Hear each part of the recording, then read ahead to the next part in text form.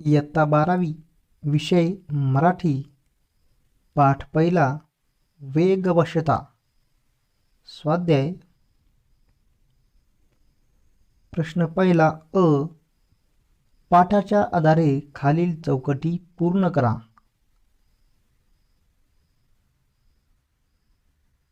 एक जीवन विभागणारे घटक. उत्तर स्थिती गती. 2 विचारांची गती म्हणजे प्रगती. 3 अधोगती म्हणजे दिशाहीनता. 4 अक्षम्य आवेग म्हणजे अधिक वेग. आ कृती करा. 1 गतीबाबतची लेखकाने वर्णिलेली विकृती म्हणजे. उत्तर अप्रमाण गती, अवास्तव गती, अनावश्यक गती. 2 लेखकाच्या मते जीवन अर्थपूर्ण तेव्हा होते जेव्हा कामापुरते व कामासाठी वाहन वापरले जाते, वाहनाचा वेग आटोक्यात ठेवला. 3 लेखकाने सांगितलेली वाहन खरेदी करण्याची कारणे. उत्तर मानसिक स्पर्धा करणे, स्वतःच्या ऐश्वर्याचे प्रदर्शन घडवणे.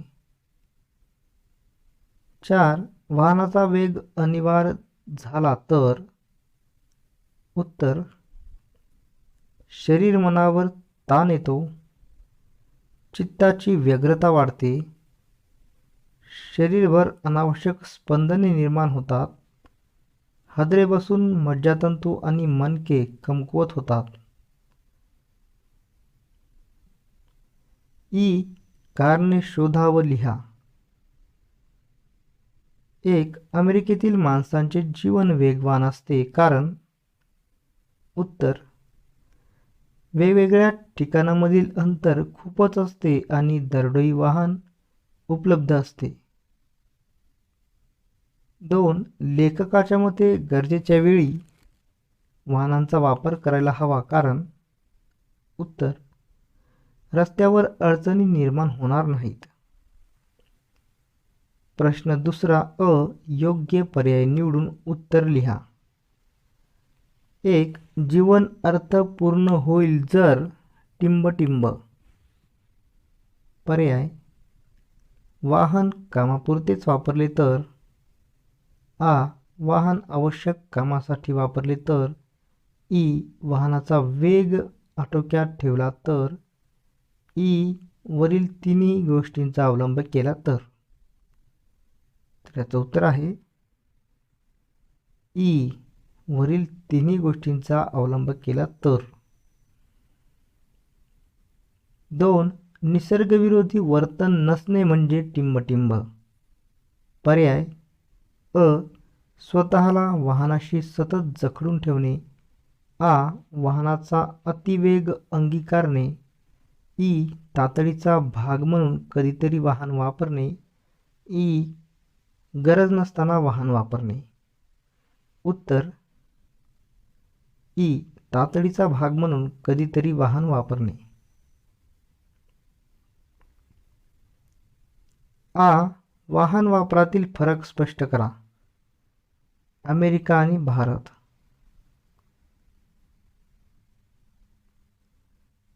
अमेरिकेमध्ये रस्ते रुंद, सरळ, निर्विघ्न आणि एकमार्गी असतात, त्यामुळे वाहनांचा वेग जास्त असतो. तर भारतात सहसा रस्त्यांची परिस्थिती अशी नाही. अमेरिकेमध्ये अंतरावरच्या गोष्टींशी जवळीक साधण्यासाठी दूरवर जावे लागते, तर भारतात अंतरे कमी आहेत, भरधाव वेगाने अंतर कापावे अशी परिस्थिती भारतात नाही. अमेरिकेत माणसे कमी व कामे जास्त आहे, तर भारतात माणसे जास्त व कामे कमी आहेत. अमेरिका विकसित देश असल्यामुळे माणसे वेगाने जीवन जगतात, त्यामुळे प्रत्येक जण वाहन वापरतो. तर भारत आपल्या देशात तितके वेगवान जीवन नाही, परंतु आपण वाहनांचा सर्रास वापर करीत असतो. प्रश्न तिसरा, खालील वाक्याचा अर्थ सोदाहरण स्पष्ट करा. यथाप्रमाण गती ही गरज आहे, पण अप्रमाण, अवास्तव आणि अनावश्यक गती ही एक विकृती आहे. उत्तर, माणसांच्या आजच्या धावपळीच्या युगात वाहनांची गरज आवश्यक आहे, पण वाहन वापरताना आपण गतीचे भान ठेवले पाहिजे. कारण नसताना गती वाढवून वाहने मिरवणे म्हणजे ती माणसातील विकृती आहे. उदाहरणार्थ, आजचे बरेच तरुण दुसऱ्यांसोबत खोटी स्पर्धा करण्यासाठी स्वतःची कमाई नसताना आपली प्रतिष्ठा जपण्यासाठी आधुनिक वाहनांचा वापर करताना सर्वत्र आढळून येतात.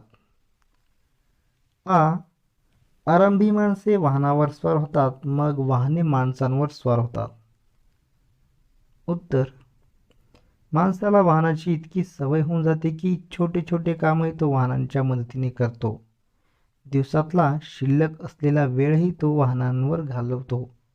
उदाहरणार्थ, वेळ वाचवण्यासाठी माणसे वाहने वापरतात, परंतु माणसे वाचलेला वेळ पुन्हा वाहन चालवण्यात वाया घालवतात. तेव्हा वाहने माणसावर स्वार होतात. उगाच भावविवश होऊन वेगवश होऊ नये. उत्तर, वाहन चालवताना वाहनावर नियंत्रण ठेवणे आवश्यक आहे.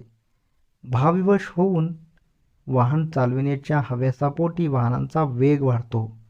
उदाहरणार्थ, भावविवश होऊन वाहन चालविल्यास नेहमी अपघात होताना दिसतात. गाडी संयम ठेवून चालवायला पाहिजे. प्रश्न चौथा, व्याकरण. समानार्थी शब्द लिहा. 1. निकड. निकडचे समानार्थी शब्द गरज.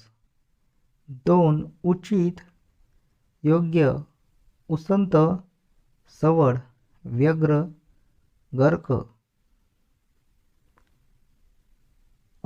खालील सामासिक शब्दांचा विग्रह करून समास ओळखा. शब्द आहेत: 1. ताणतणाव, 2. दरडोई, 3. यथाप्रमाण, 4. जीवनशैली. उत्तर, सामासिक शब्द ताणतणाव, विग्रह ताण, तणाव वगैरे. समास समाहार, द्वंद्व. सामासिक शब्द दरडोई, विग्रह प्रत्येक डोईला किंवा प्रत्येक माणसाला. समास अव्ययी भाव.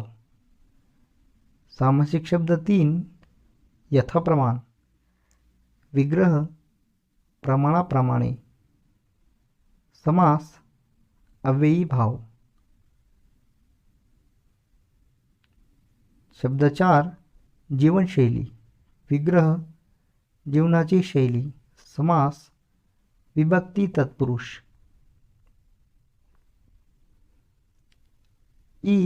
कंसातील सूचनेनुसार वाक्य रूपांतर करा. 1. आजच्या जीवनात विलक्षण वेगवानता आढळते. वाक्य उद्गारार्थी करा. उत्तर, किती विलक्षण वेगवानता आढळते आजच्या जीवनात. आपल्याकडे कामाच्या ठिकाणाची अंतरे कमी आहेत. नकारार्थी करा. उत्तर, आपल्याकडे कामाच्या ठिकाणांची अंतरे जास्त नाहीत. निसर्गरम्य स्थान किंवा मंदिर पाहण्यासाठी ही माणसे का जात नाहीत. विधानार्थी करा. उत्तर, माणसांनी निसर्गरम्य स्थान किंवा मंदिर पाहण्यासाठी जायला हरकत नाही. प्रश्न 5वा, स्वमत.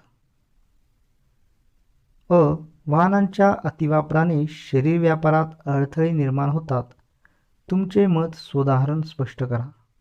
उत्तर, अलीकडच्या काळात जीवन विलक्षण गतिमान झाले आहे. एकाच माणसाला अनेक कामे पार पाडावी लागतात, ती सुद्धा कमी अवधीत. कामाशी संबंधित ठिकाणी अनेक माणसांना अनेक ठिकाणी गाठावे लागते. मोठमोठी अंतरे कापावी लागतात. चालत जाऊन ही कामे करता येणे शक्य नसते. साहजिकच वाहनांचा उपयोग अपरिहार्य ठरतो. फक्त एका दोघांना किंवा फक्त काही जणांनाच वाहन वापरावे लागते असे नाही. सामान्य माणसांनाही वाहन वापरणे गरजेचे होऊन बसले आहे. सतत वाहन वापरण्याचे दुष्परिणाम खूप होतात. आपण चालत चालत जाऊन कामे करतो तेव्हा शरीराच्या सर्व प्रकारच्या हालचाली होतात. इकडे तिकडे वळणे, खाली वाकणे, वर पाहणे, मागे पाहणे, हात वर खाली करणे, पाय दुमडून बसणे, पाय लांब करून बसणे, उकिडवे बसणे, अशा कितीतरी लहान लहान कृतींतून शारीरिक हालचाली घडत असतात. या हालचालीमुळे शरीराच्या सगळ्याच स्नायूंना आणि सांध्यांना भरपूर व्यायाम मिळतो आणि शरीर लवचिक बनते. आपण या हालचाली सहजगत्या एका लयीत करू शकतो. एक सुंदर नैसर्गिक लय शरीराला लाभते. मात्र सतत वाहनांचा उपयोग करावा लागल्यामुळे हालचालींना आपण मुकतो, शरीराला लवचिकता प्राप्त होत नाही. शरीराच्या अनेक व्याधींना सुरुवात होते. दुःखे, कटकटी भोगाव्या लागतात. पैसा, वेळ खर्च होतो. दैनंदिन जीवन विस्कळीत होते. जगण्यातला आनंद नाहीसा होतो. म्हणजे आपल्या शरीर व्यापारात अनेक अडथळे निर्माण होतात. वाढता वेग म्हणजे ताण. याविषयी तुमचे मत सविस्तर लिहा. उत्तर: माणसे वाहनात बसली की ते दृश्य पाहण्यासारखे असते. सर्वजण उल्लसित मनस्थितीत असतात. सगळ्यांच्या बोलण्याच्या कोलाहलामुळे वातावरणात आनंद भरून जातो. वाहन चालकाला हळूहळू सुरसुर येते. तो हळूहळू वेग वाढवू लागतो. सर्वजण उत्तेजित होतात. गाडीचा वेग वाढतच जातो. मागे पडत जाणाऱ्या वाहनांकडे सगळेजण विजयी मुद्रेने पाहू लागतात. चालक हळूहळू बेभान होतो. अन्य गाडीवाले सामान्य आहेत, कमकुवत आहेत, आपण सम्राट आहोत, अशी भावना मनातून उसळी घेऊ लागते. अशा मनस्थितीत माणूस वेग गमावतो. गाडी सुरक्षितपणे चालवण्यासाठी ही मनस्थिती अनुकूल नसते. गाडी सुरक्षितपणे चालवण्यासाठी चित्त एकवटून वाहनावर लक्ष केंद्रित करावे लागते. हात आणि पाय यांच्या हालचाली अचूक जुळवून घेण्यासाठी सतत मनाची तयारी ठेवावी लागते. क्लच, ब्रेक, ॲक्सिलेटर यांच्याकडे बारीक लक्ष ठेवावे लागते. त्याचवेळी पाठीमागून व बाजूने येणारी वाहने आणि आपण यांच्यात सुरक्षित अंतर ठेवण्याचा कसोशीने प्रयत्न करावा लागतो. अन्य एखादे वाहन मध्येच आडवे येईल का? आपल्या वाहनाला धडकेल का? आपल्याला जिथे वळायचे आहे तिथे वळता येईल का? त्यावेळी बाकीच्या वाहनांची स्थिती कशी असेल? त्यांच्यापैकी कोणीही स्वतःची दिशा बदलण्याचा संभव आहे का? इत्यादी अनेक बाबींचा विचार काही क्षणांत करावा लागतो. त्या अनुषंगाने सतत विचार करीत राहावे लागते आणि वाहनाची गती याखेरीज अन्य कोणतेही विचार मनात आणता येत नाहीत. एकाच विचाराला जखडले गेल्यामुळे डोळ्यावर, शिरावर व मनावर विलक्षण ताण येतो. अपघाताची भीती मनात सावलीसारखी वावरत असते. तासनतास तणावाखाली राहावे लागल्याने मनावर विपरीत परिणाम होतात. वाहनाचा वेग जास्त असल्यामुळे अगदी बारीकशा खड्ड्याने सुद्धा वाहनाला हादरे बसतात, सांधे दुखतात, ते कमकुवत होतात. अशा प्रकारे वाढता वेग म्हणजे ताण हे समीकरण तयार होते. वाहन हे वेळ वाचवण्यासाठी असते, ते वेळ घालवण्यासाठी नसते, हे विधान तुमच्या शब्दांत स्पष्ट करा. उत्तर: खरे तर प्राचीन काळापासून वाहन निर्माण करणे हे माणसाचे स्वप्न होते. त्याच्या मनात खोलवर जाऊन रुजलेले हे स्वप्न प्राचीन कथांमधून, देवदेवतांच्या कथांमधून सतत व्यक्त होत राहिले आहे. माणसाच्या मनातल्या या प्रबळ प्रेरणेतूनच वाहनाची निर्मिती झाली आहे. वेळ आणि श्रम वाचवणे हाच वाहनाच्या निर्मितीमागील हेतू आहे. अलीकडच्या काळात जीवनाचा वेग प्रचंड वाढला आहे. वेळ थोडा असतो, कामे भरपूर असतात, कामाची ठिकाणे सुद्धा दूर असतात, अनेक ठिकाणी जावे लागते, अनेक माणसांना भेटावे लागते. म्हणूनच वाहनांची निर्मिती झाली आहे. वाहनामुळे माणसाची प्रचंड प्रगती झाली आहे. त्यामुळे वाहनाला माणसाच्या जीवनात फार मोठे स्थान मिळालेले आहे. अशी ही अत्यंत महत्त्वाची वस्तू आपल्याकडे असावी असे सगळ्यांना वाटू लागते. माणसे धडपडून वाहने प्राप्त करतात, प्रतिष्ठा मिळवतात, पण वेळ व श्रम वाचवणे हा उद्देश मात्र त्यांच्या मनातून केव्हाच दूर होतो. वाहन हे साधन आहे, ते आपला वेळ वाचवते यात शंकाच नाही. परंतु काहीही केले तरी किमान वेळ हा लागतोच. शून्य वेळामध्ये आपण कुठेही पोहोचू शकत नाही. वाहन ही अखेरीस एक वस्तू आहे. वस्तूला तिच्या मर्यादा असतात. हे लक्षात न घेता आपण जास्तीत जास्त वेग वाढवून कमीत कमी वेळात पोहोचण्याचा हव्यास बाळगतो. अतिवेगामुळे आपलेच नुकसान होते. अनेक शारीरिक व्याधी आपल्याला जडतात. शारीरिक क्षमता उणावते. जगण्यातला आनंद कमी होतो. हे सर्व आपण सतत लक्षात ठेवले पाहिजे. पण हे कोणीही लक्षात घेत नाही. केवळ हौसेसाठी, गंमत-जंमत करण्यासाठी, आपल्याकडे गाडी आहे, ऐश्वर्य आहे हे दाखवण्यासाठी लोक गाडीचा उपयोग करतात. हळूहळू गाडीचे गुलाम बनतात. गाडी हे एक साधन आहे, हे आपण सतत लक्षात ठेवले पाहिजे. वाहनाची अतिगती ही विकृती आहे, हे स्पष्ट करा. उत्तर: वाहनाची अतिगती ही विकृती आहे हे विधान 100% सत्य आहे. हे विधान मला पूर्णपणे मान्य आहे. विकृती म्हणजे जे सहज नाही, नैसर्गिक नाही ते. कल्पना करा, आपल्याला चॉकलेट खूप आवडते. सर्व जगात असे किती जण आहेत जे सकाळी, दुपारी, संध्याकाळी व रात्री आवडते म्हणून फक्त चॉकलेटच खातात.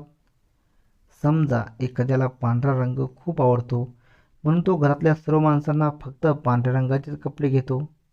घराला पांढरा रंग देतो. अंथरुणे पांघरुणे पांढरी, खिडक्यांचे पडदे पांढरे, भांडीकुंडी फर्निचर पांढऱ्या रंगाचे. हे असे करणारा जगामध्ये एकतरी माणूस असेल का?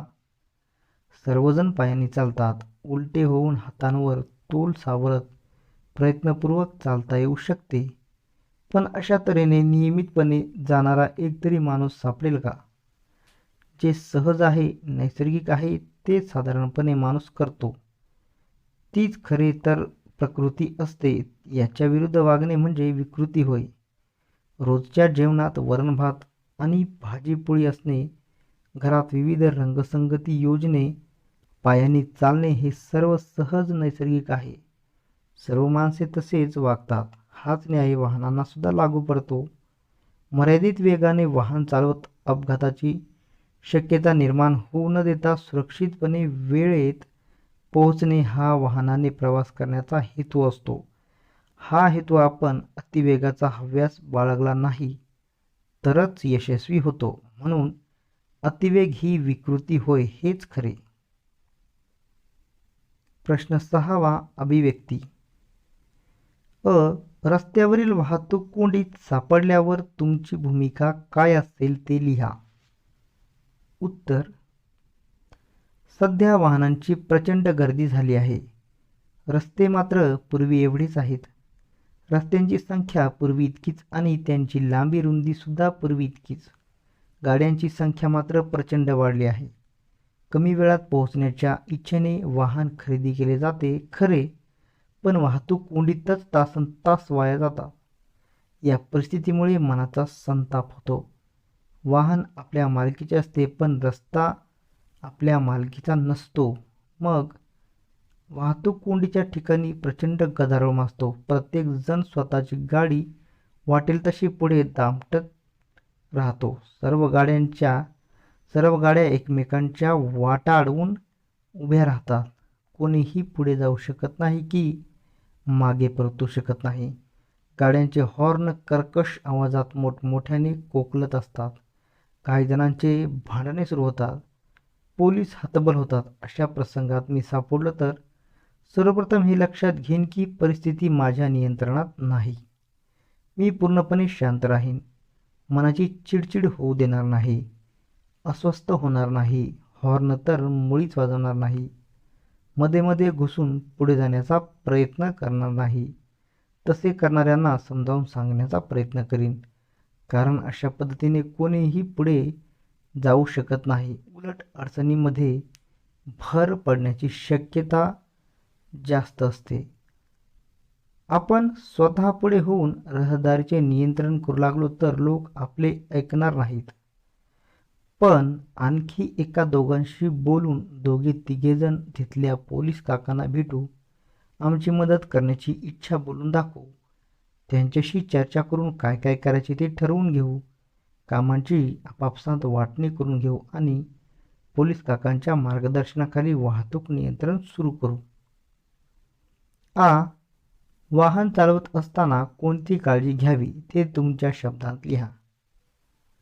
उत्तर: गाडी चालवताना काळजी घेतली आणि वाहतुकीचे नियम काटेकोरपणे पाळले तर प्रवास सुखाचा, सुरक्षित आणि कमी वेळेत पूर्ण होतो. गाडी चालवायला बसण्यापूर्वीची तयारी. प्रत्येक वेळी गाडी चालवायला बसण्यापूर्वी वाहन चालवण्याचे परवाना म्हणजेच ड्रायव्हिंग लायसन्स, अन्य आवश्यक कागदपत्रे जसे की विमा, PUC इत्यादी घेतल्याची खात्री करून घ्यावी. टायरमधील हवा आणि गाडीतील इंधन पुरेपूर असल्याची खात्री करावी. गाडीतील प्रवाशांना वाहतुकीच्या सामान्य नियमांची कल्पना द्यावी. आणीबाणीच्या प्रसंगी काय करावे याची माहिती द्यावी. प्रत्यक्ष गाडी चालवताना घ्यायची काळजी.